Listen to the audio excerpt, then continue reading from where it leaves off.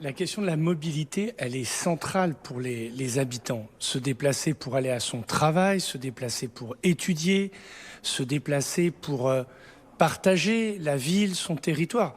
On sort d'une période où les gens qui ont plus de 60 ans ont vécu confinés, ont vécu Noël en Zoom avec leurs petits-enfants. Donc, compris, voilà, on a été un peu assignés. Donc, on a besoin de la mobilité. Et lors des dernières élections municipales, partout la question de la mobilité a été au cœur du débat démocratique.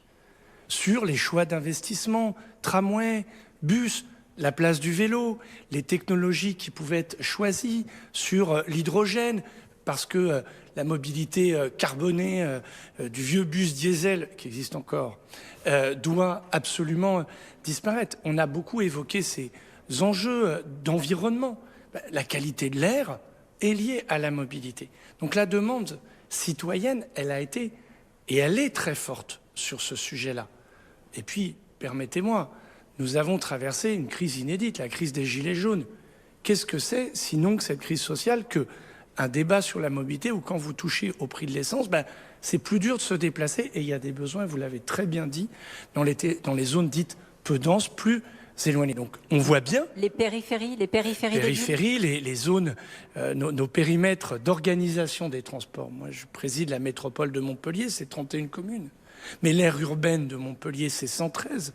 Mon ami Jean-Luc Moudinque, président de la métropole de Toulouse, il a une aire urbaine encore plus importante. Et donc, c'est pour ça qu'il faut qu'on se parle.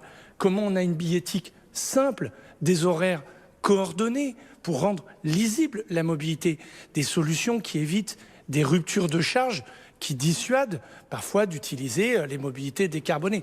Donc, évidemment, on a besoin d'un écosystème où l'ensemble des acteurs se parlent et on ne le ferait pas, on se tromperait. On affaiblirait les Français du point de vue des start-up, des industriels. On ne parlerait pas, on ne trouverait pas de solution innovante parce qu'un territoire à lui tout seul ne peut pas tout porter.